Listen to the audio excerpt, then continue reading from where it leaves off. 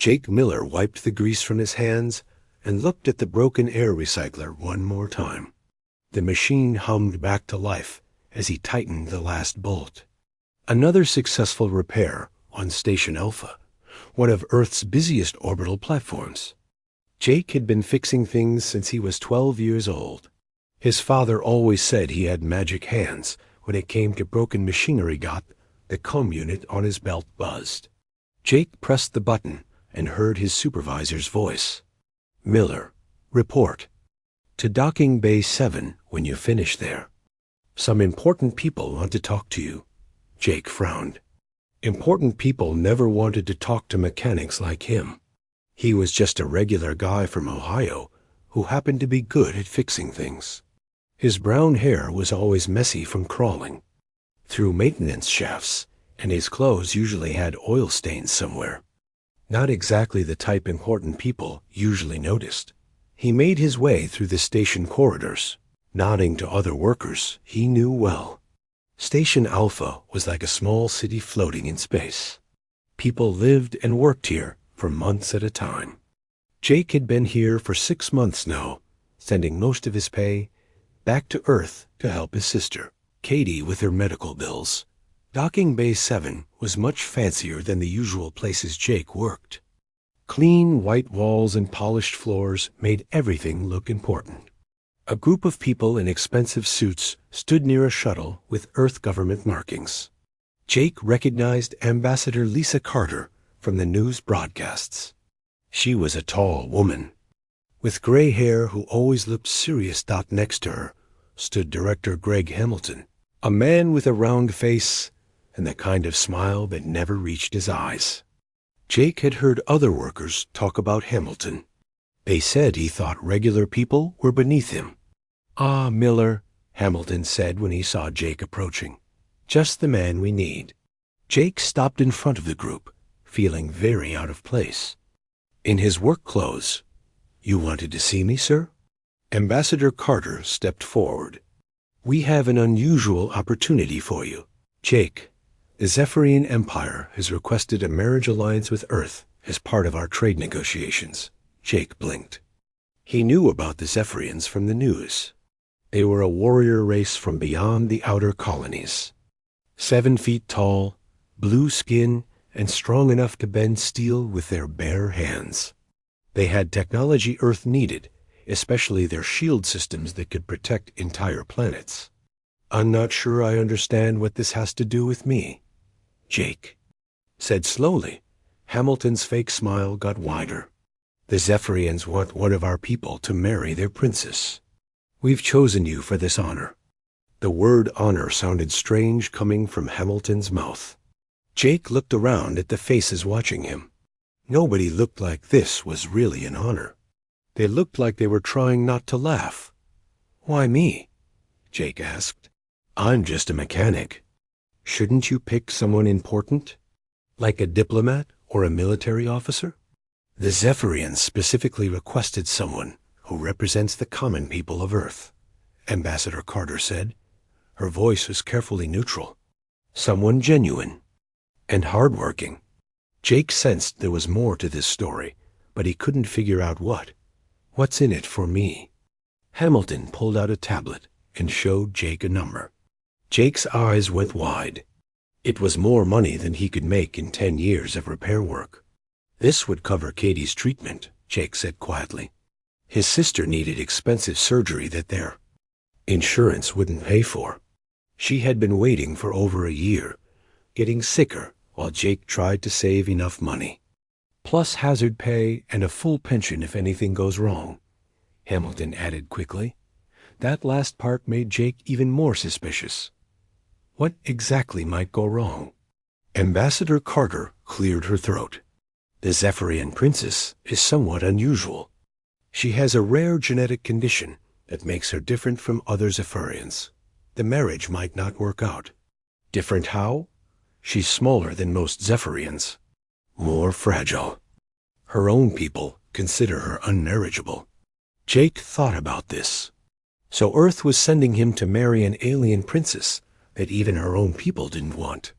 It sounded like both he and this princess were being treated as throwaway pieces in some political game. "When would this happen?" he asked. "Tomorrow," Hamilton said. "The shuttle leaves in 18 hours. You'll have time to pack and say goodbye to anyone you need to contact." Jake looked at the money amount on the tablet again. With that much, Katie could get her surgery immediately. She could have a normal life instead of spending her days in pain, waiting for a miracle. "What's the princess like?"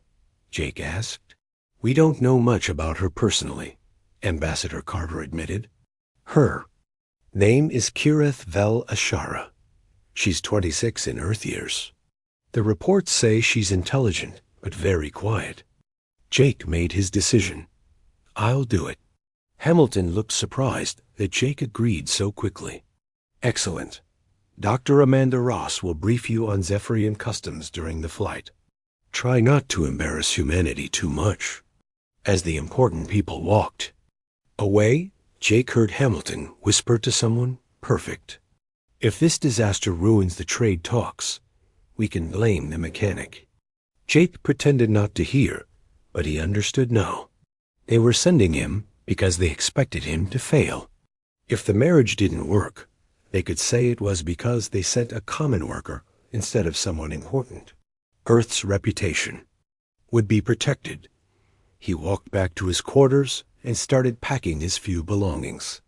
As he folded his clothes, Jake thought about what he was getting into.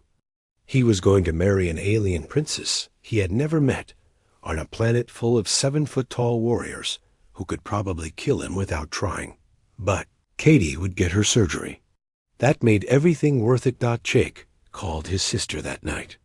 Katie was at the hospital on Earth, waiting for another round of tests. "Jake, this is wonderful news," she said when he told her about the money.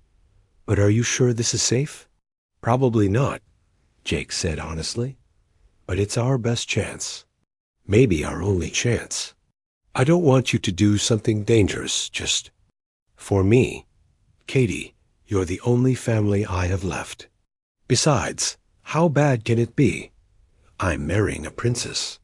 Katie laughed, and Jake was glad to hear that sound. She hadn't laughed much lately.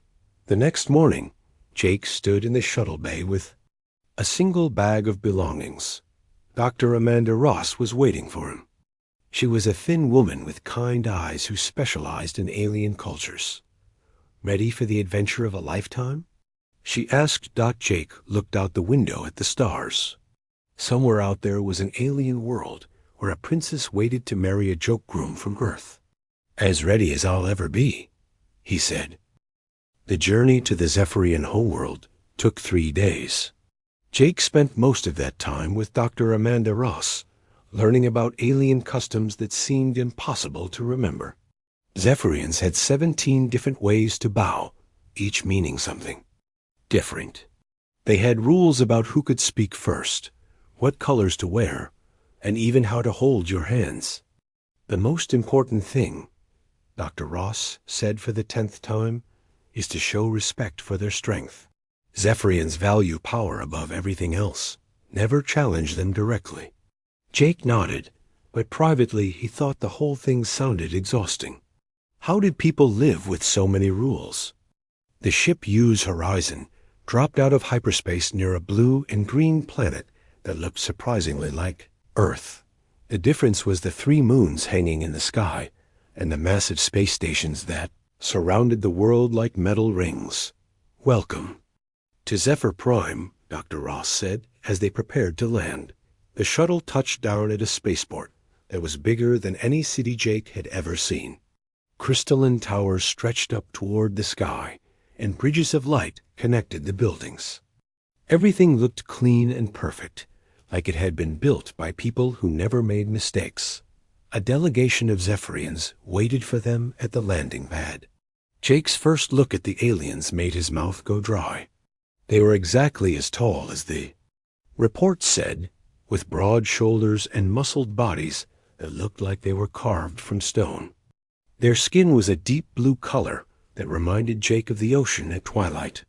Strange crystalline patterns decorated their faces and arms, glowing softly with inner light. The leader of the group wore elaborate robes, covered in gold thread. When he spoke, his voice was deep enough to make Jake's chest vibrate. I am High Commander Vextar. You are the human offering for Princess Kirat H. Offering, not groom or husband. Jake noticed the word choice, but kept his expression neutral. I'm Jake Miller, he said. Thank you for welcoming us to your world. The High Commander looked Jake up and down, like he was examining a piece of broken equipment. You are smaller than expected. Sorry about that, Jake said. We come in different sizes where I'm from. Dr. Ross made a worried sound, but the High Commander's crystal markings flickered in what might have been amusement. They were escorted through the city in vehicles that floated above the ground without making any sound. Jake pressed his face to the window, watching the alien architecture flash by. Everything was built on a massive scale, designed for people much larger than humans. Even the doorways were 10 feet tall. The royal palace was a structure that defied belief. It rose from the center of the city like a mountain made of crystal and metal. Waterfalls cascaded down its sides, and gardens full of strange plants covered every level.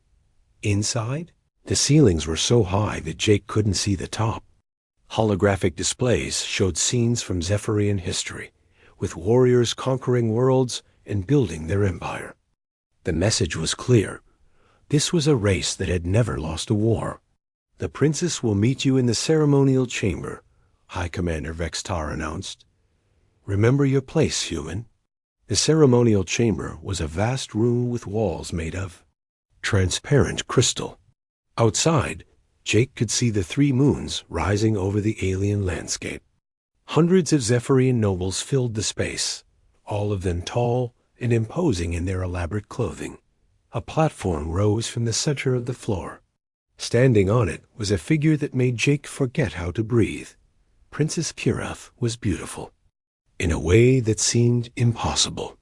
She was smaller than the other Zephyrians, probably only 5 feet 8 inches tall, but that still made her taller than Jake. Her skin was a paler blue than the others, almost like morning sky, and her crystal markings were silver instead of gold. They traced delicate patterns across her face and down her arms, shimmering when she moved. Her hair was long and white, braided with tiny crystals that caught the light. She wore a dress that looked like it was made from starlight itself, flowing and changing color as she breathed. But what struck Jake most was her eyes. They were large and sad, the color of deep winter ice. She looked like someone who had spent her whole life being told she wasn't good enough. The Zephyrian nobles were whispering among themselves, and Jake caught enough words to understand they were talking about the princess's condition. They called her weak, flawed, a shame to the royal family. Jake felt anger rise in his chest. These people were talking about her like she was a broken toy, right in front of her face. Approach the platform, High Commander Vextar commanded, according to the customs Dr. Ross had taught him. Jake was supposed to kneel at the base of the platform and wait for the princess to acknowledge him. Instead, he walked up the steps and offered Princess Kirat his hand. Hi, he said in English, then switched to the Zephyrian words he had practiced. I am Jake Miller. You must be Princess Kirat. The entire room went silent. Apparently, no one was supposed to speak to the princess directly. Jake was breaking about 6 different protocols at once. Princess Kirat looked at his offered hand with confusion. In Zephyrian culture, touching someone of higher rank without permission was a serious insult. But Jake's gesture was so obviously friendly that she couldn't be offended. She placed her hand in his, and Jake was surprised by how warm her skin felt. Her crystal markings brightened slightly when they touched. I am honored to meet you, she said in careful English. The honor is mine, Jake replied. Those markings on your face are incredible. They look like frost patterns on windows back home. Princess. Kirat's eyes widened. No one had ever complimented her markings before. Most Zephyrians considered her silver crystals, a sign of her genetic weakness. High Commander Vextar cleared his throat loudly. The bonding ceremony will begin now. Jake had expected a long, elaborate wedding with lots of ritual and ceremony. Instead, the whole thing took about 10 minutes. A Zephyrian priest said some words in the ancient language, Jake and Princess. Kirath repeated some phrases they had been taught, and rings were exchanged. The rings were made from Zephyrian crystal that was supposed to glow when the wearer was happy. Jake's ring stayed dark, which made the nobles whisper more. Princess Kirath's ring flickered with tiny lights, which seemed to surprise everyone. By the laws of Zephyr and the agreements between our peoples, you are now bonded, the priest announced. Jake looked at Princess Kirath, who was staring at her glowing ring with wonder. So we're married now? He asked quietly. Bonded, she corrected. It is similar, but not the same. What's the difference? Marriage is about politics and alliances. Bonding is supposed to be about souls recognizing each other. Jake thought about that. And which one is this? Princess Kirath looked at him with those sad, beautiful eyes. I do not know yet. After the ceremony, Jake and Princess Kirath were escorted to their new home in the diplomatic quarter of the city. It was a modest building by Zephyrian standards, but it was still bigger than any place Jake had ever lived. Dr. Ross had returned to the ship, leaving Jake alone with his new alien wife. They stood in the main room, looking at each other awkwardly. I should tell you, Jake said, I've never been married before. Bonded either. I'm probably going to mess this up. I have also never been bonded, Princess Kirath admitted. My people did not expect it to happen because of your condition. Her crystal markings dimmed. You know about that. They told me you were different. They didn't say it was a bad thing. Princess Kirath looked surprised. On my world, being different is always bad. We value strength and perfection above all else. Jake sat down on one of the chairs, which was too big for him. Where I come from, we think different can be pretty great. Some of the best people I know are different. Are you different too? Well, I'm a human on an alien planet, married to a princess. I'd say that's pretty different. For the first time since he had met her, Princess Kirath smiled. It transformed her entire face, making her look younger and happier. Yes, she said softly. I suppose it is. Jake woke up on his first morning as a bonded husband to the sound of something breaking in the kitchen. He rolled out of bed and found Princess Kirath H. standing over a food preparation device that was sparking and making angry beeping sounds. I think I damaged it, she said, looking embarrassed. Jake examined the machine, which looked like a cross between a microwave and a computer.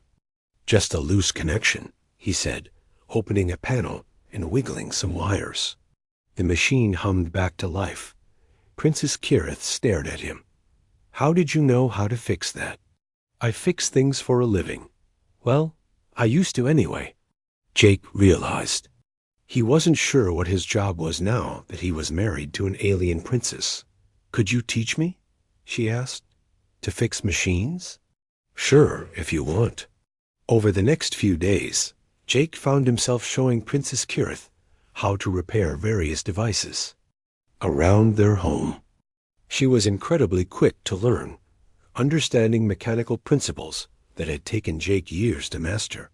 Her hands were gentle and precise, perfect for delicate work. Your people never let you work with machines before? Jake asked as they fixed a broken lamp together. Zephyrian royals do not work with their hands, she said. We are supposed to command others to do such things.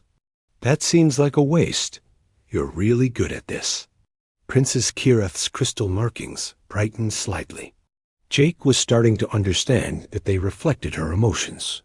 Silver meant she was happy or excited. Dark gray meant she was sad or worried. My father says my condition makes me weak, she said quietly.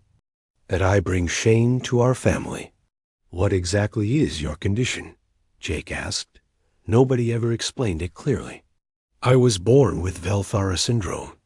It makes me smaller and more fragile than other Zephyrians. My bones are not as dense, my strength is limited, and I tire easily. Jake looked at her working on the delicate wiring of the lamp. Her movements were careful and controlled, showing a different kind of strength than raw physical power. So you're built different, he said. That doesn't make you weak. It makes you suited for different things. Different things? Well, look at this repair we're doing. Your hands are the perfect size for this work. Mine are too big and clumsy. A regular Zephyrian's hands would be way too big. Sometimes being smaller is better. Princess Kirat H considered this idea. I never thought of it that way. They spent their evenings talking, with each of them teaching the other their language. Princess Kirith's English was already quite good, but Jake's Zephyrian was terrible. She was patient with his mistakes, never laughing when he accidentally said something ridiculous. You called me a beautiful soup pot, she said one evening, after Jake mangled a compliment. Well, you are a beautiful soup pot, Jake said seriously. The most beautiful soup pot in the galaxy. This time she did laugh, a sound like wind chimes in a gentle breeze. Jake decided he wanted to hear that laugh as much as possible. 3 weeks into their bonding, Princess Kirith had what she called an episode. Jake found her collapsed in the garden behind their home, breathing heavily and shaking. Her crystal markings had gone completely dark. Should I call for a doctor? Jake asked, kneeling beside her. No, she gasped. It will pass. It always passes. Jake didn't call for help, but he didn't leave either. He sat with her in the garden, offering water when she could drink it, and talking quietly about nothing important. When the episode ended an hour later, Princess Kirith was exhausted but stable. Thank you, she said softly. For what? For not treating me like I was dying. For not calling the medical staff and making everyone worry. Are you dying? Jake asked directly. Not today. Maybe not for many years. But my condition will get worse as I get older. Jake thought about his sister Katie, who had lived with illness her whole life, and will deal with it when it happens. No point worrying about tomorrow's problems today. Princess Kirith looked at him with something that might have been wonder. You are very different from what I expected. What did you expect? Someone who would be angry about being forced to bond with a defective princess. Someone who would demand to return to Earth once they understood what my condition meant. Did someone tell you that? Jake asked. My father. He said humans were selfish and would abandon me once they realized I was not valuable. Jake felt that familiar anger rise in his chest. Your father sounds like a real piece of work. He is the Emperor, Princess Kirith said, sounding shocked. That doesn't mean. He's not wrong about some things. Over the following weeks, Jake began to understand Zephyrian society better. It was built around the idea that strength was everything. The strongest warriors became leaders. The strongest workers got the best jobs. The strongest children got the most attention from their parents. Princess Kirith had grown up believing she was worthless because she couldn't lift heavy objects or fight in combat. No one had ever told her that intelligence, kindness, and skill with delicate work were also valuable. Jake made it his mission to show her all the things she was good at. She could solve mathematical puzzles that made his head spin. She knew 17 different languages.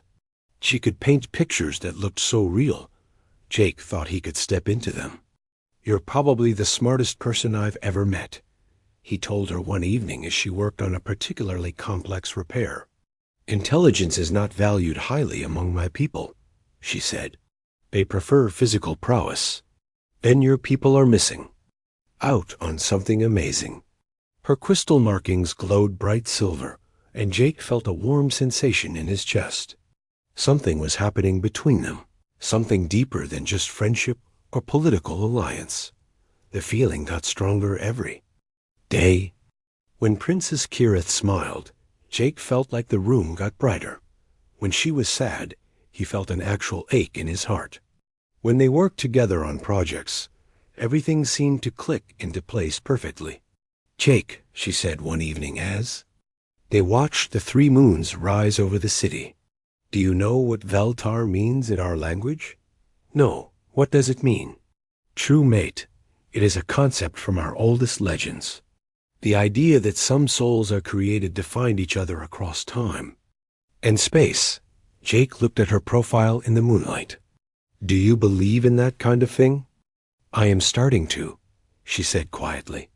Jake was starting to believe in it too. Whatever was happening between them, it felt bigger than just 2 people getting to know each other. It felt like something the universe had planned, but he was also aware that they were living in a bubble. Outside their little home, the Zephyrian court was watching and waiting. Emperor Thank had not spoken to his daughter since the bonding ceremony. The nobles whispered that the human was not worthy of a royal princess. Even a defective one. Dr. Ross visited them occasionally, reporting that the trade negotiations were going well. Earth was getting access to Zephyrian shield technology, and the Zephyrians were getting mineral rights to several human colonies. "How long do you think this will last?" Jake asked her during one of her visits. "The marriage?" "As long as the political situation requires it. And after that?" Dr. Ross looked uncomfortable. "The agreement allows for dissolution of the bond if both parties consent." Jake understood what she wasn't saying. Eventually, Earth and Zephyr would finish their negotiations. The political value of his marriage to Princess Kirith would end. He would be expected to return to Earth and resume his old life. The problem was, Jake didn't want his old life anymore. He wanted this life with this woman on this strange and beautiful world. He just wasn't sure if she wanted the same thing. Jake was working in the garden when the royal guards arrived. 6 massive Zephyrian warriors in ceremonial armor surrounded their home, their crystal weapons glowing with contained energy. Princess Kirith came running from inside, her face pale. With worry, "What's happening?" Jake asked, but he already suspected the answer. High Commander Vexstar stepped forward, his expression grim. "Jake Miller of Earth, you have been summoned before Emperor Thank. You will undergo the trial of worth to prove your fitness as consort to a royal princess." Princess Kirith grabbed Jake's arm. "Father, this was not part of the agreement," she said to the High Commander. "The Emperor has decided that recent events require a demonstration of the human's value to our people." Jake looked at Princess Kirith's frightened face and understood. Someone had complained about their bonding. Probably several someones. The Emperor was under pressure to prove that Jake was worthy of his daughter, or to end the marriage with honor intact. "What kind of trial?" Jake asked. 3 tests, High Commander Vexstar announced. Combat against a champion warrior, intelligence against our finest scholars, and spiritual bonding to prove your connection to Princess Kirith is genuine. And if I fail, the bonding will be dissolved. You will return to Earth. The trade agreements will be renegotiated. Jake saw the trap. If he refused the trial, he would look like a coward and the marriage would end anyway. If he failed the tests, same result. Either way, Emperor Thank got what he wanted. "When does this happen?" Jake asked. "Tomorrow at dawn. You have tonight to prepare." After the guards left, Princess Kirith paced around their home like a caged animal. Her crystal markings flickered between silver anxiety and dark gray despair. "This is impossible," she said. "The combat trial alone will kill you. Zephyrian warriors train their entire lives for battle." "Maybe I don't have to fight like a Zephyrian warrior," Jake said thoughtfully. "What do you mean?" I mean, maybe I fight. Like a human instead. That night, Princess Kirit H helped Jake prepare. She taught him about Zephyrian fighting techniques, not so he could copy them, but so he could understand how to counter them. She explained the rules of each trial and what the judges would be looking for. The intelligence trial will be mathematical. Puzzles and strategic problems, she said. I can help you practice. They worked through the night, with Princess Kirit H showing Jake examples of the kinds of problems he might face. She was amazed by his approach to solving them. You don't. Think like we do, she observed. You find solutions we would never consider. Is that good or bad? I think it might be very good. As dawn approached, they talked about the spiritual trial. Princess Kirith explained that it was designed to test whether a bonding was genuine or just political convenience. How do they test that? Jake asked. The priests will examine our connection. If we are truly bonded, my crystal markings will respond to your presence in specific ways. And if we're not, then they will remain dark, and everyone will know our bonding was false. Jake looked at her in the pre-dawn light. Her markings were glowing bright silver just from being near him. I don't think we need to worry about that. Part, he said. The arena where the trials would take place was a massive amphitheater in the center of the city. Thousands of Zephyrians filled the seats, all eager to see the human fail. Emperor Thank sat on a throne overlooking the arena floor, his expression carved from stone. The combat trial came first. Jake's opponent was a warrior named Krelthak, who stood nearly 8 feet tall and looked like he could punch through solid rock. His crystal markings were gold and red, indicating a lifetime of victories in battle. The rules were simple. First one to surrender or become unable to continue would lose. Weapons were allowed, but Jake had chosen to fight without any. Are you sure about this? Princess Kirith asked from the sidelines. You can still request a weapon. I'm sure, Jake said. He had spent the morning building something special, using skills he had learned as a mechanic. The battle began with Krelthak charging forward like a living avalanche. Instead of meeting the charge head-on, Jake rolled to the side and activated a device he had hidden in the arena sand.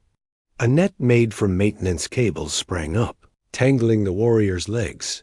Krelthak roared in frustration and tore through the net easily, but it slowed him down enough for Jake to activate his second trap. Lubricating fluid from the shuttle's maintenance bay made a section of the arena floor slippery as ice. The massive warrior went down hard. Jake didn't try to attack while his opponent was down. Instead, he kept moving, using speed and agility to stay away from those crushing hands. Every few minutes, he would trigger another trap or obstacle, forcing Krelthak to work harder and harder. The crowd was jeering at first, calling Jake a coward for not fighting directly. But as the battle continued, their attitude began to change. They started to appreciate the cleverness of his tactics, the way he turned his weaknesses into advantages. After 30 minutes, Krelthak was exhausted from chasing Jake around the arena and breaking through obstacles. The warrior was breathing heavily, sweat making his crystal markings dim. You fight like no warrior I have ever faced, Krelthak admitted. That's because I'm not a warrior, Jake replied. I'm a mechanic. Krelthak laughed, a sound like thunder. Then you are the most dangerous mechanic in the galaxy. He raised his hand in surrender. I yield to your superior strategy. The crowd erupted in surprised cheers. Jake had won the first trial without throwing a single punch. The intelligence trial was held in a quiet chamber filled with holographic displays. Jake faced 3 of the Empire's most brilliant scholars, competing to solve complex problems in mathematics, engineering, and strategy. The first problem involved calculating the optimal trajectory for a space battle involving hundreds of ships. Jake's solution was different from the traditional Zephyrian approach, but it was also more efficient and used less fuel. The second problem was about designing a city that could survive natural disasters. The Zephyrian scholars proposed massive walls and reinforced structures. Jake suggested building the city to bend and move with disasters instead of resisting them. The third problem was a strategic scenario involving resource allocation across multiple planets. Jake's solution involved cooperation and trade between different worlds instead of conquest and domination. Your answers are unconventional, the lead scholar said.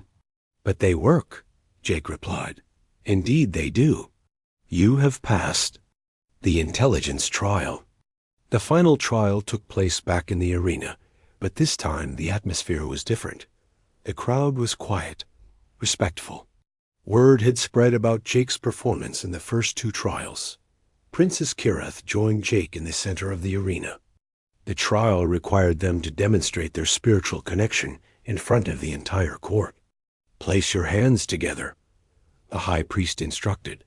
When Jake and Princess Kirith touched, her crystal markings exploded with light. Silver radiance spread across her skin in patterns more complex and beautiful than anything the crowd had ever seen.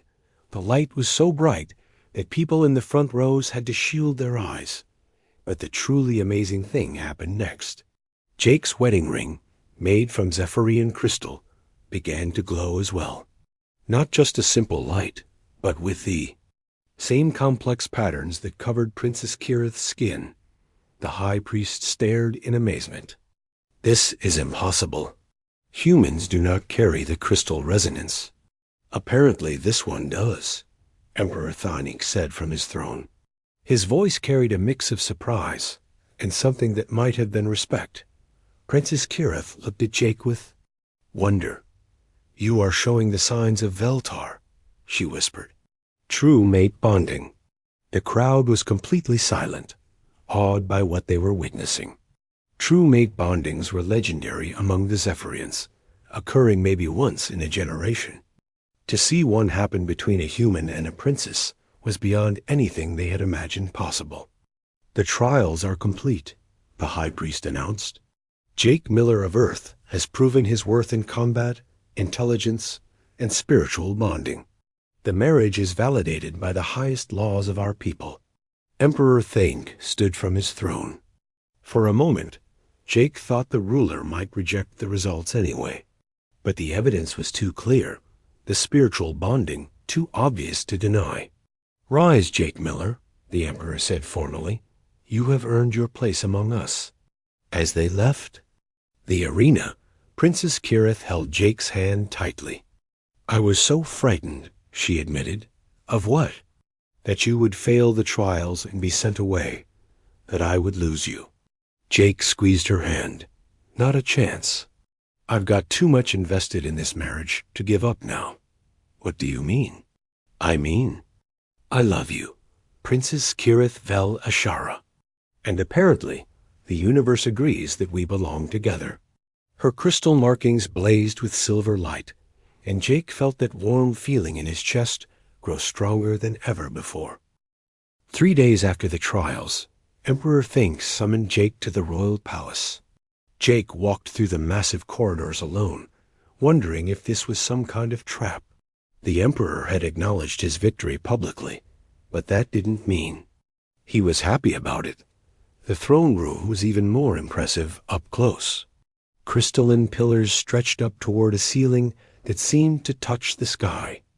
Holographic displays showed the vast extent of the Zephyrian Empire. With thousands of worlds under their control, Emperor Fang sat on a throne made from a single enormous crystal. He was the largest Zephyrian Jake had ever seen, with golden markings that indicated his royal status. When he spoke, his voice filled the entire chamber. Approach, Jake Miller of Earth. Jake walked forward until he stood at the base of the throne platform. He didn't kneel, which would have been proper protocol, but the emperor didn't seem to expect it anymore. You have created a difficult situation for me, the emperor said. How so, your majesty? I arranged your bonding to my daughter, expecting it to fail. I believed it would demonstrate human weakness, and end the trade negotiations on terms favorable to us. Jake kept his expression neutral. I figured that out. Yet you succeeded in the trials. More than succeeded. You have shown abilities that some of my own people lack. Different doesn't always mean inferior, Jake said. Emperor Thank studied him for a long moment. My daughter's condition has been a source of shame for our family. I believed she would never find a mate, never produce heirs, never contribute to our empire's strength. With respect, Your Majesty, I think you underestimated her. Indeed, I underestimated both of you. The Emperor leaned forward. The spiritual bonding you demonstrated was genuine. The priests confirm that you and Kirith show all the signs of Veltar connection. Yes, sir. Do you understand what this means for our people? True mate bondings are sacred to us. They are seen as gifts from our gods. Jake was beginning to understand. You can't dissolve a sacred bonding without angering your own people. Precisely. You have backed me into a corner, human. I must either accept you as my son-in-law or risk religious uprising. I'm sorry about the corner, Jake said, but I'm not sorry about loving your daughter. Something changed in the Emperor's expression. The harsh lines around his eyes softened slightly. She is happier than I have ever seen her, he admitted.